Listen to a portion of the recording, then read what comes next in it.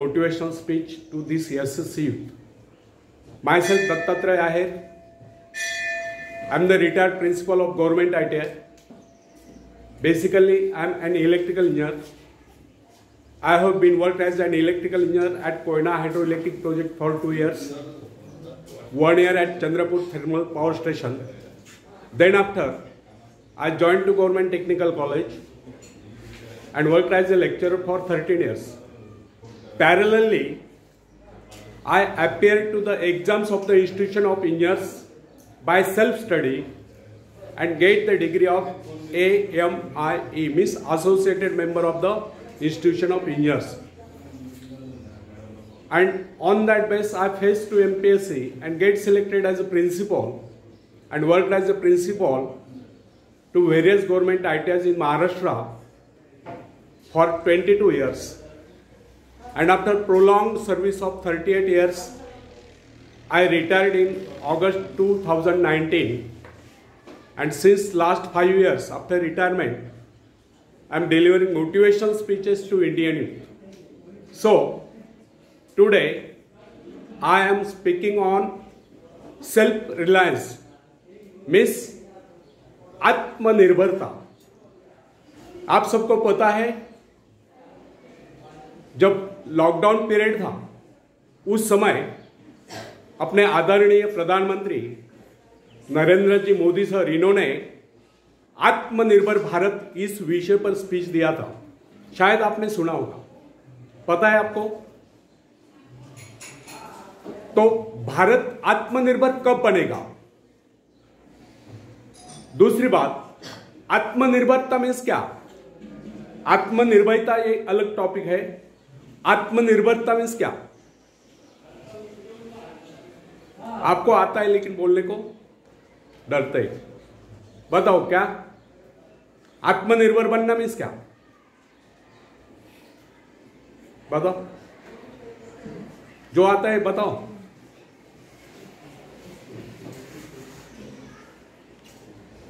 बताओ, कोई तो बताओ.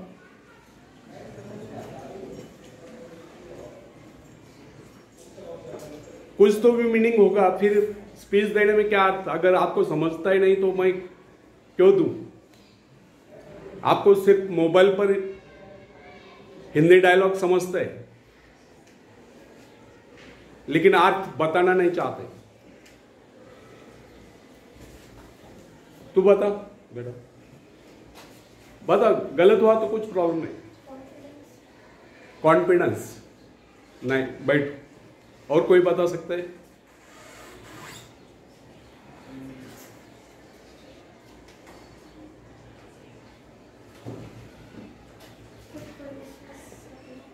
खुद पर विश्वास रखना. जरा नजदीक आ गया उत्तर. अभी और कोई बता सकता है? बैठो.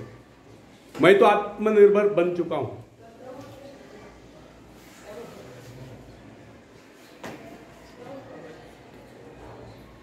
निर्भर रहना मीन्स क्या? निर्भर रहना मीन्स डिपेंड रहना. मीन्स क्या?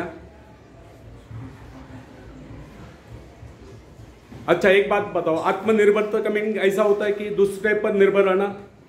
बराबर है? दूसरों पर निर्भर रहना बराबर है. फिर स्वयं पर निर्भर रहना. कितना इजी आंसर है. आपको आता है लेकिन आप बोलते नहीं. तो आत्मनिर्भरता का मीनिंग यह है, इस पे उस पे निर्भर न रहकर स्वयं निर्भर बनना. इसे ही आत्मनिर्भरता कहते हैं. और इसीलिए कहता हूं, भारत आत्मनिर्भर कब बनेगा? जब भारत का हर नागरिक, हर युवक, हर युवती आत्मनिर्भर बनेगा, तभी भारत आत्मनिर्भर बन सकता है. और इसी विषय पर मैं बोलने वाला हूं. तो फ्रेंड्स, आत्मनिर्भर बनने की क्षमता वास्तव में हर व्यक्ति में होती है, परंतु बहुत ही कम लोग ऐसे होते हैं जिन्हें अपने ऊपर विश्वास हो. दूसरों का सहारा ढूंढना तो उनकी आदत से बन जाती है. यह बात हमें कभी नहीं भूलनी चाहिए. दूसरों के सहारे चलना तो बड़ा आसान है, किंतु इससे हमारी रही सही शक्ति क्षीण हो जाती है. मस्तिष्क और योग्यता, इनका जितना उपयोग किया जाएगा ये उतने बढ़ेंगे, इनका उतना ही विकास होगा। एक विडंबना है कि अपने आप कुछ करने की बात तो जैसे इन लोगों के मन में आती नहीं। कुछ लोग अपने आप एक ही काम करते रहते हैं और वह है अपने बदनसीबियों का रोना रोना या दूसरों के आश्रय कर उनके गुणगान करना। ऐसे लोग जिन्हें सदा दूसरों के बल पर विश्वास होता है, वे केवल पिछलकों की संज्ञा पाकर निंदा के पात्र बने रहते हैं। ऐसे लोग अपने आंतरिक शक्तियों का भी लाभ नहीं उठा पाते। फ्रेंड्स, यह न समझना आप यदि जन्मजात नेता नहीं है तो ऐसे रहोगे। जन्मजात कौन क्या होता है? कोई महान नहीं होता, कोई वैज्ञानिक नहीं होता है, बल्कि एक अबोध बालक जन्म के बाद अपने में ऐसी शक्ति पैदा करता है जिसके सहारे वो अपने व्यक्तित्व की एक अलग पहचान बना लेता है। इतिहास में ऐसे बहुत से लोग हुए हैं जिनमें नेतृत्व करने की योग्यता नहीं थी, फिर भी वे अपने प्रयत्नों से, अपने परिश्रम से, अपनी योग्यताओं का विकास करके महान नेता बने। नेता वही होता है जो किसी पर निर्भर न हो, जिसमें नेतृत्व करने की योग्यता हो, जो दूसरों के विचारों का सहारा लेना आवश्यक न समझता हो, उसमें स्वयं सोचने और अपने कार्यक्रमों को स्वयं निर्धारित या कारणित करने की क्षमता होती है। लोगों की संख्या बढ़ाकर भीड़ के बीच में चलना तो कोई बड़ी बात नहीं है। बड़ी बात तो यह है कि लोगों के दिलों में अपना स्थान बनाया जाए, चाहे लोगों की संख्या कितनी कम क्यों न हो। ऐसे लोग वही होते हैं जो आत्मविकास करके शक्तिशाली हो चुके हैं। ऐसे लोग अपने भाग्य को बदल देते हैं, अपने साथ साथ दूसरों का भी भाग्य बदल देते हैं। फ्रेंड्स, आज के युग की विडंबना यह है, हर कोई किसी न किसी का सहारा ढूंढते नजर आता है। किसी को अपने धन का सहारा लेना पड़ता है तो किसी को अपने मित्र का, कुछ तो अपने वंश पर ही फूले नहीं समाते। ऐसे तो बहुत ही कम लोग होते हैं जिन्हें अपने ऊपर पूरा विश्वास हो। दूसरों की शक्ति पर निर्भर रहने वालों का एक मनोविज्ञान यह भी होता है कि ऐसे लोग सदैव किसी न किसी को दोषी ठहराकर अपना पक्ष बचाने के अवसर ढूंढा करते हैं। वास्तविकता यह है, इस प्रकार की आदत कायर प्रकृति की परिचायक है। आत्मनिर्भर बने या आत्मनिर्भर बनने की आदत डालिए। आदत का आरंभ उस समय होता है जब एक बच्चे को उसका पिता कोई विशेष कार्य करने को कहता है तब वह संतुष्ट नहीं होता, लेकिन जब वह अपने ढंग से उसी कार्य को करता है, उसे पूरा करने के लिए संघर्ष कर विजय प्राप्त करता है, तो उसके चेहरे पर खुशियों की लहरें थिरकती नजर आती है। इस प्रकार की विजय की भावना उस बालक को शक्तिशाली बनने का एहसास दिलाती है। फ्रेंड्स, स्कूल की शिक्षा या कॉलेज की शिक्षा केवल व्यक्ति की व्यवहार कुशलता और योग्यताओं की वृद्धि नहीं करती, यह तो व्यक्ति के हाथ में औजार थमा देती है। इस औजार का सही इस्तेमाल करना आदमी को स्वयं ही सीखना पड़ता है। हेनरी वार्ड बीचर अपने समय के एक महान विचारक अपने बारे में कथा सुनाया करता था। जब मैं बच्चा था तब मुझे किसी तरह से आत्मविश्वास की शिक्षा दी गई। मुझे ब्लैक बोर्ड के पास भेजा जाता था। मुझ में शंका और संदेह होने का रोग था। मेरे टीचर मुझे बार बार कहते, इस पाठ को अवश्य पढ़ लेना। उनके स्वर में काफी क्रोध हुआ करता था। उनका यही कहना था कि हमें केवल प्रश्नों के उत्तर चाहिए। यद्यपि उन शिक्षकों का यह व्यवहार कठोर ही प्रतीत होता था, किंतु इतने सारे बच्चों को सीधी राह पर लाने के लिए उनका यह व्यवहार उचित ही था। और इस व्यवहार का ही नतीजा था कि 1 मास से भी कम समय में विधि ने मैं उन सभी सवालों के जवाब निकलने लगा जो मुझे सबसे कठिन लगता था। एक दिन मुझे ब्लैक बोर्ड पर एक सवाल हल करने को कहा गया। जैसे मैंने सवाल कॉल किया, टीचर बड़े कठोर अंदाज में बोले, बिल्कुल गलत। अब मेरे पश्चात उन्होंने किसी दूसरे छात्र को बुलाकर उसी सवाल को करने को कहा। उसने उसी तरीके से सवाल कॉल किया जिस तरीके से मैंने किया था। मेरा उसका जवाब भी एक था। फिर टीचर उसकी पीठ थपथपा कर बोले, शाबाश, तू तो इस सवाल कॉल करने में सफल हो गया। अब मुझसे रहा न गया, मैंने तुरंत ही खड़े होकर पूछा, टीचर, यदि इसका और मेरा जवाब एक है, सुलझाने का तरीका एक है, फिर आपने मुझे डांट कर गलत क्यों कहा था? तब टीचर बोले, यह बात तूने पहले क्यों नहीं कही जब मैंने तुझे गलत कहा था? फ्रेंड्स, केवल पाठ को याद करने से कोई मतलब नहीं। हमारे भीतर यह दृढ़ विश्वास होना चाहिए कि जो कुछ हमने याद किया उसे कोई काट नहीं सकता, और इसे ही आत्मविश्वास कहते हैं। और जिनमें ही आत्मविश्वास होता है वही तर्क दे सकता है, वही बस यानी कि चर्चा कर सकता है। लेकिन जिसे स्वयं अपने ऊपर ही विश्वास न हो वो क्या तर्क करेगा? उसके तो अच्छे कार्यों को भी अगर हमने गलत कहा तो उसे यही समझ लेना होगा, हो सकता है वो गलत ही हो।